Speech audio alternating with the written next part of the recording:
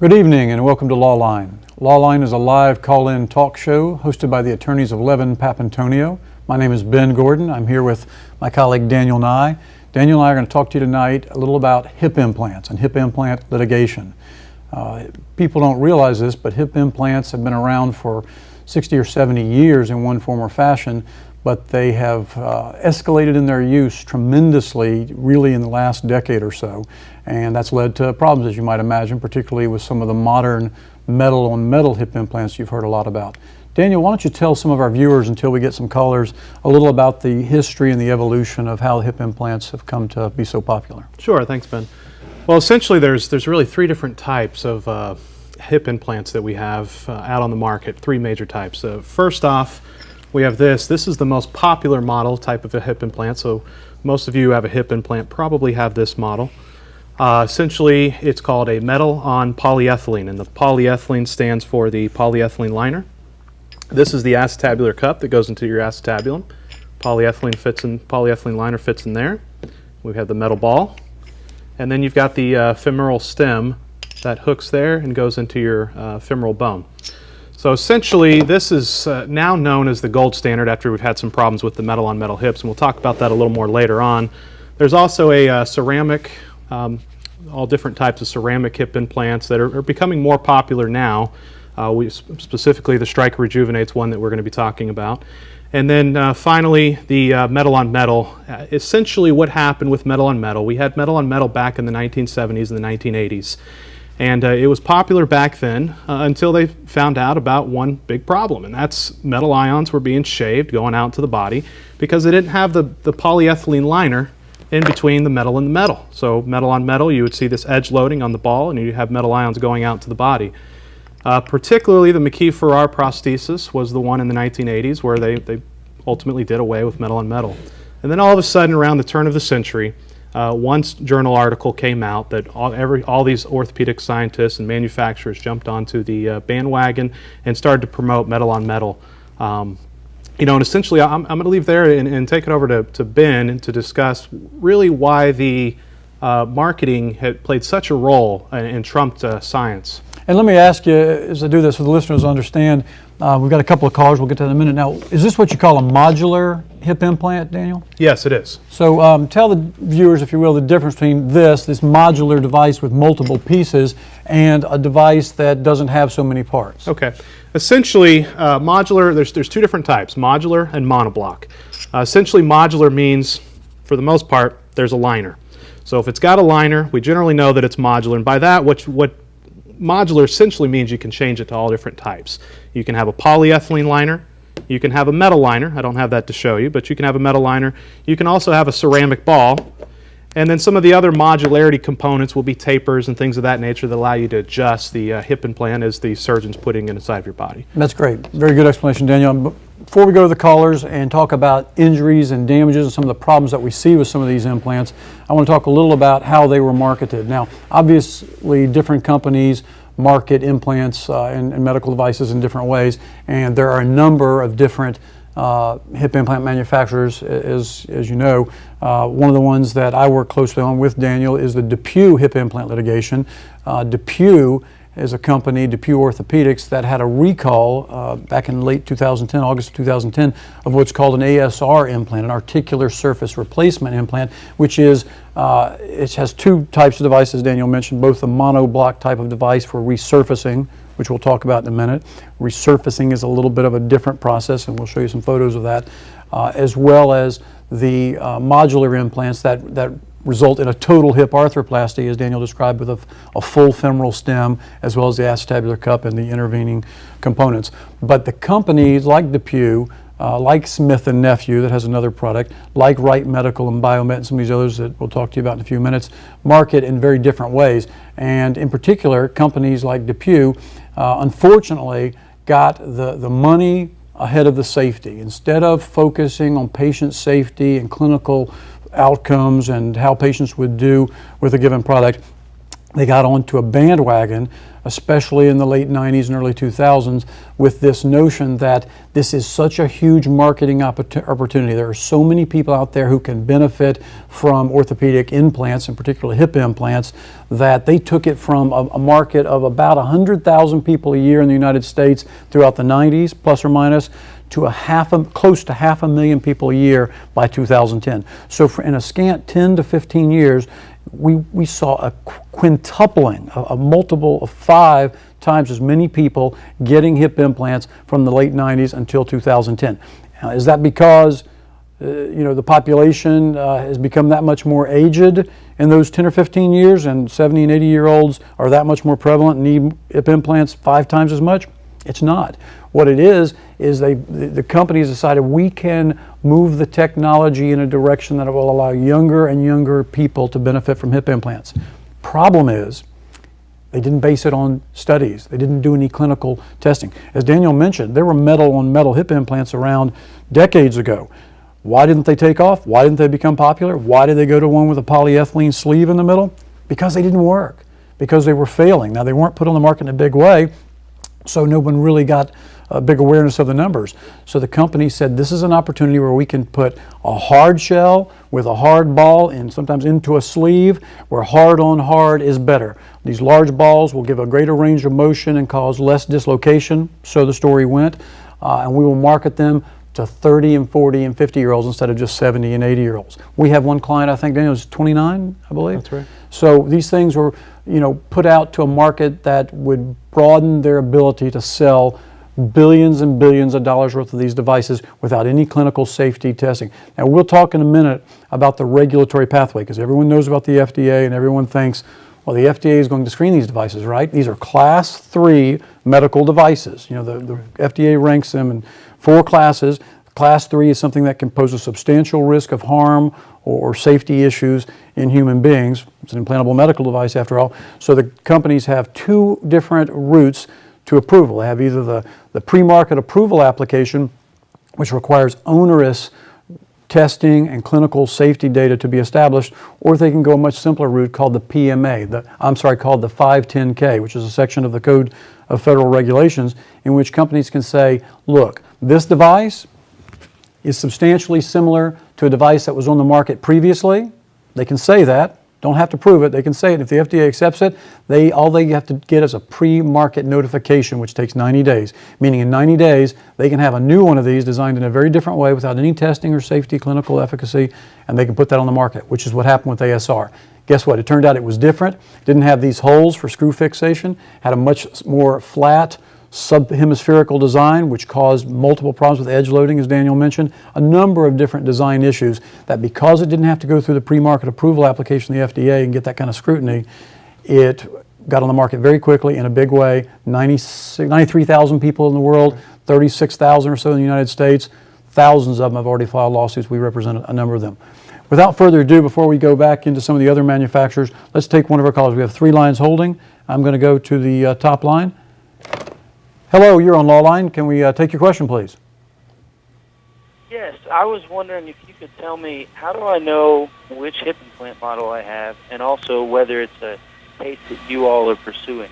Thank you. That's a very good question. I'm going to take your question off the air. Let me let you go, and I'll get to that. The question by the caller is, how can he tell what kind of hip implant is in his body, and how can he tell if it's a product that we're handling? Daniel, you want to take that? Yeah, that's a good question. I appreciate that. Essentially, there's a couple ways you can go, but really the important thing is when the surgeon does your surgery, he's going to take these come in a box, and there's going to be stickers on the outside. He's going to take the stickers that show what the product is, and he's going to put it on sometimes they'll put it on the operative report, they'll stick it to the back, but essentially you need to see those implant stickers. That's going to tell you precisely what model that you have. Another way you can go about it, so we can get those records particularly, sometimes you can call up your surgeon's office and ask the front desk. The important thing is, though, it's not enough to just know who the manufacturer is. You need to know the specific model. And the reason for that is every manufacturer has 50, 100 different types of hip implants and knee implants, so it's important to know specifically which one. And by that, for example, if you know that you call into your surgeon's office and they tell you you had a DePuy hip, Well, that doesn't tell us enough, because specifically we handle DePuy ASR hips, we handle DePuy Pinnacle hips, and essentially what you need to know then is you need to know not only that it's a DePuy, but it's a DePuy Pinnacle or that it's a DePuy ASR. So those are essentially the ways that you can find out which hip implant you have. And then finally, you can always check our website, which is www.levinlaw.com, and you can go to the hip replacement website and you can see the list of all the different manufacturers that we handle. Very good job, Daniel. Thank you. That's a good answer. I will say there are a number of cases we're looking at now, some newer ones. The screen has mentioned Stryker, for example. We'll talk a minute about Stryker. We'll talk about Smith & Nephew and the R3 recall that they had, as well as the Birmingham hip resurfacing device. But we have 3 callers holding, so let's go back to the phones and take the next caller, and then we'll come back to some of those topics. Hello, thank you for holding. You're on Law Line. Can we take your question, please? Yes. Can you tell me how much these cases are worth and how long do they usually take to settle? Good question. We're going to take that off the air. Thank you for your call. So the caller wants to know how much these cases are worth and how long they take to settle. I'll take that one and let Daniel follow up. You know, these cases are mass torts. Anytime there's a mass tort with thousands of people injured and numerous products and multiple manufacturers, they often lead to what's called an MDL, multi-district litigation. We are on multiple MDL steering committees. Right now I'm on the executive committee for the DePuy ASR litigation. That litigation has already been going on for 2 years. So to answer the second question first, it generally, as an average ballpark, takes 2 to 4 years as a minimum to resolve mass tort litigation. And it's because there are so many people involved, so many injured plaintiffs, and so many defendants that it takes time to assimilate all the data, to handle all the pre-trial discovery and coordinated proceedings, and then possibly to try what we call a bellwether case or 2 or more to establish a value for the cases. That gets us to the caller's first question, which was, what's the value for these cases? Of course, that's very variable, very dependent on a lot of factors. We're going to talk about injuries. Daniel's going to handle some of that and give you better insight into it. But I'll give you a ballpark, generally speaking, for hip implant revision cases. If you have a hip implant that fails and needs to be replaced, your case, generally speaking, is going to be worth 6 figures. That means because of the medical losses, because of the pecuniary losses, lost earnings and out-of-pocket expenses, as well as the pain and suffering, your case is going to be worth over $100,000. Now, that's very general. Obviously, 6 figures could be anything from $100,000 to $999,000, $1 million, so that's a big range. And it's not to say that there wouldn't be cases that might be worth over $1 million.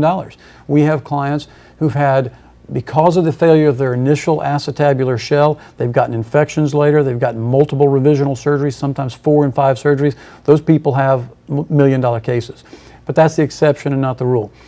10 years ago, 11 years ago, I handled what was known as some Sulzer hip implant cases. Sulzer recalled a product very much like this, an acetabular shell.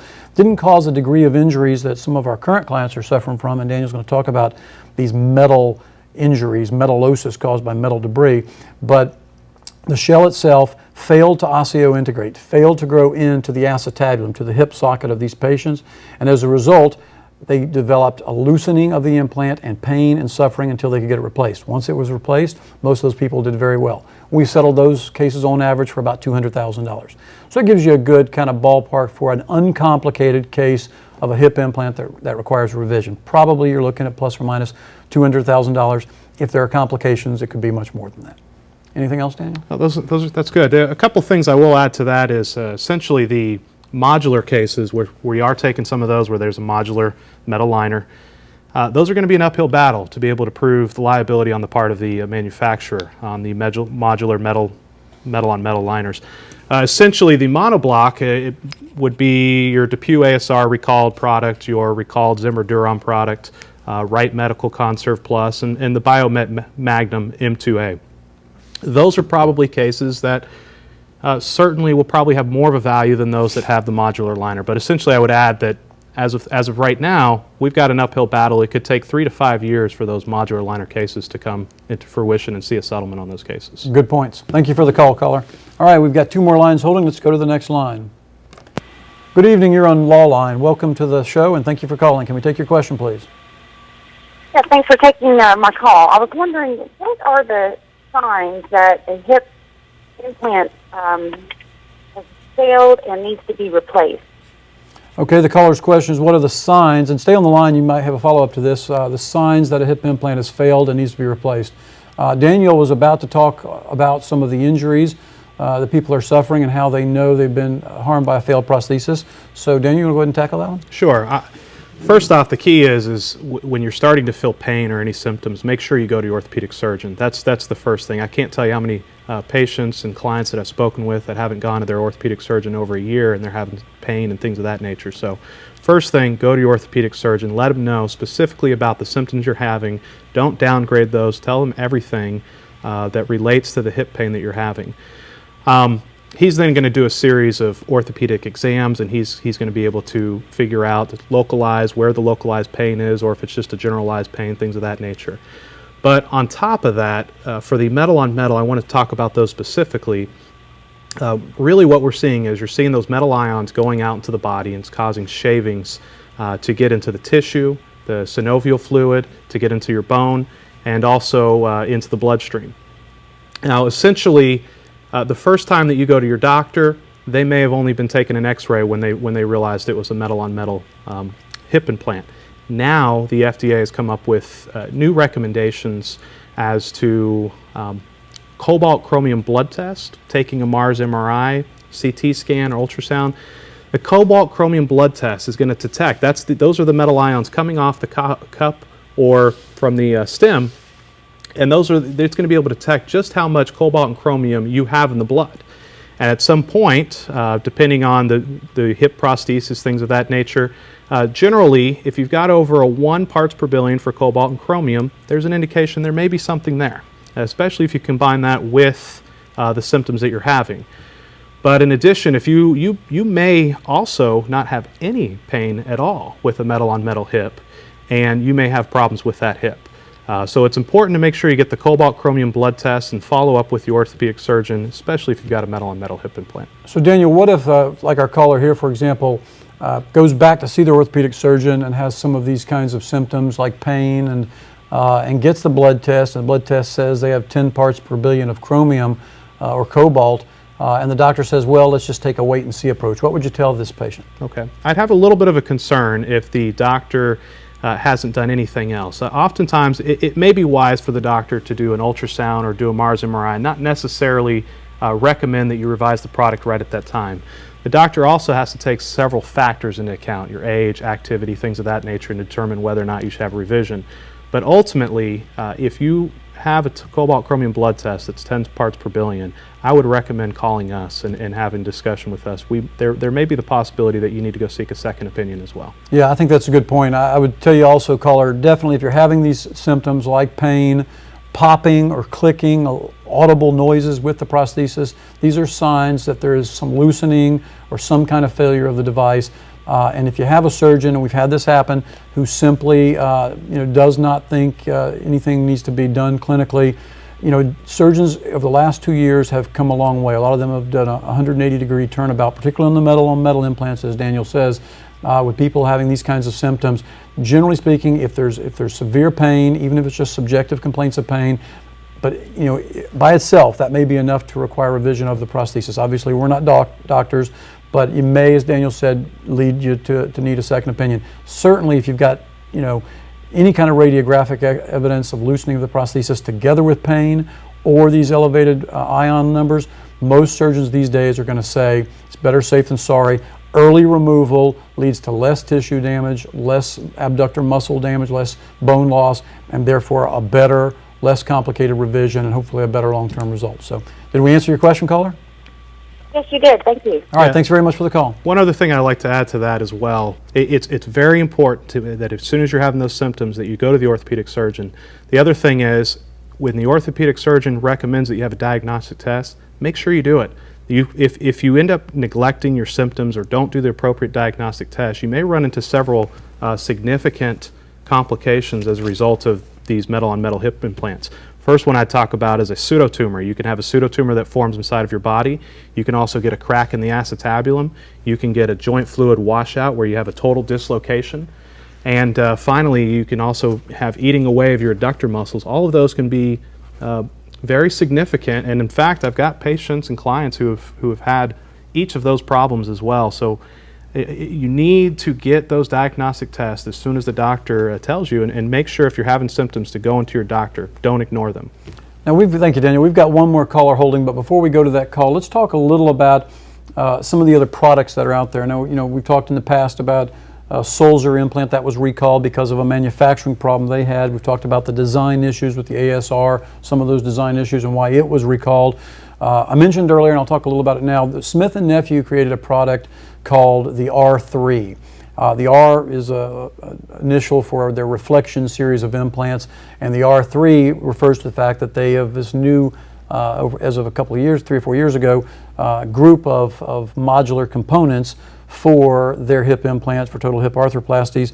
And the 3 is there's a metal liner, there's a poly liner, and there's a ceramic liner. That's the R3. Well, they recalled the R3 metal liner. They said because the clinical data weren't as robust, weren't as strong as they wanted them to be. What they actually called it was a market withdrawal, a voluntary market withdrawal as opposed to a recall. 6 one, half dozen the other. It's the same thing. They recalled this R3 metal liner because, and we're talking to many of these patients now, because lots of these patients are suffering failures of their implant that leads to metallosis and high cobalt levels and all the things that we're talking about.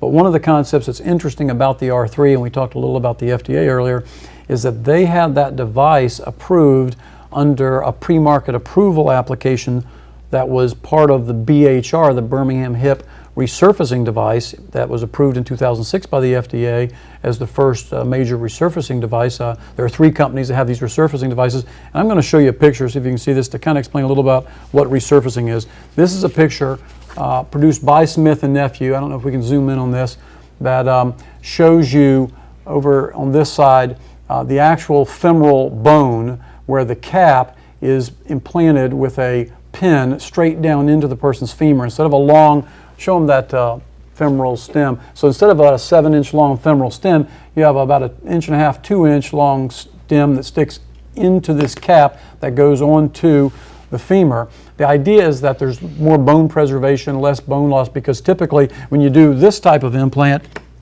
Daniel showed earlier, this is your new femur. This goes into your femur and they cut off the head of your femur. So the femoral ball is actually cut off and replaced with a large metal head. Well, the thinking was that they could create with this device a less drastic procedure, and a procedure in which the cap is simply put onto the existing femoral head if the bone is good enough, and then this cap right here is actually glue. You see him putting, it looks like Elmer's glue, putting glue down into the cap, and then that cap actually implanted on top of the head, and then this entire head, or the femoral head, and this head then stuck into the acetabulum. So the idea was that this resurfacing device would be less cumbersome, less expensive, less invasive, and that it would be a better procedure for the patients. As it turns out, that was not the case, but because Smith & Nephew got this device approved through the FDA on this PMA device, arguably these cases can't be brought because of a doctrine under federal law called preemption.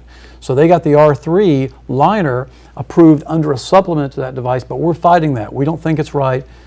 This is kind of a long story, so I won't bore you with too many more details because we have a caller holding. But the long story short is, if you have a Smith & Nephew product, we'll be happy to look at that case too and see if we can help you. So we have one more caller, just a couple of minutes left. Let's take this final call. Caller, thank you for calling Law Line. We're sorry to keep you on hold so long. What's your question, please? Yes, this is the metal on metal. I have a parent, my father's actually has tubes and a replacement. And my question is, are there other options better than the current metal on metal? And the reason he's having his removed is because of pain and high metal levels. That's great. Thank you, caller. I'm sorry, it's not great, but it's a good question. And we've talked a lot about metal on metal. We're down to about 3 minutes on the show now, so I'll go ahead and answer that and let Daniel follow up. But the question from the caller is, father has a metal on metal hip implant, has to get it removed. Is there something better on the market? We talked a little about the outset. You may not have seen that part of the program, caller, but again, it obviously requires medical judgment. But I will say this: the FDA, as of 2 months ago, is giving increased, heightened scrutiny to all metal on metal products. There are a lot of other options. There's ceramic on ceramic. There's metal on polyethylene, which is like the model that we have here that Daniel showed earlier. So what your dad needs to ask the surgeon is there a product like this that has an interface of polyethylene or ceramic components that would avoid the specter of the metal-on-metal problem that we've seen in so many of these patients. Anything, Daniel, to add to that? The only thing I would add is I've spoken with many clients who have had these revisions where they've had the metal-on-metal hip implant taken out and they've had a successful recovery. So generally they'll replace it with the metal on polyethylene or one of the ceramic components. And what I would say is, you know, generally after a couple of months, they can oftentimes have a good recovery. And you know, there are a lot of good surgeons out there, a lot of good doctors, obviously, who know all these different products. So just make sure your father's well informed and ask the right questions. And hopefully, most doctors these days are pretty much shying away from the metal on metal. So did we cover your question, caller? Did we lose the caller? Okay, I think we lost. Thank you for the call. All right, so I think that was our last caller. I think we need to wrap things up. Let me close by saying that you know, we're looking at all hip implant cases, but particularly the Stryker Rejuvenate cases. If you know you had a Stryker, some of the doctors are sending out letters. If you know you had a Stryker case, this was a recent recall. It was just recalled in July. If you know you had a Smith & Nephew, it was just recalled in June. Obviously, if you know you had a DePuy, ASR metal on metal, or Pinnacle metal on metal, we're very interested in those cases. If you had a Wright or a Biomet, we're looking at those too. Any that I missed, Daniel? I think you've got them all. Thank you. Okay. Well, that pretty much covers all of the different types of implants we're looking at. We're looking at knee implant cases as well. So if you have any knee implant issues or you know, friends who've had knee implants with problems, we're happy to talk to them. Certainly any hip implants, particularly metal on metal, and if you've had a recall of your product, then very much interested in seeing if we can advise you of your legal rights. I think that wraps up another edition of Law Line. Thanks, Ben. Thank you.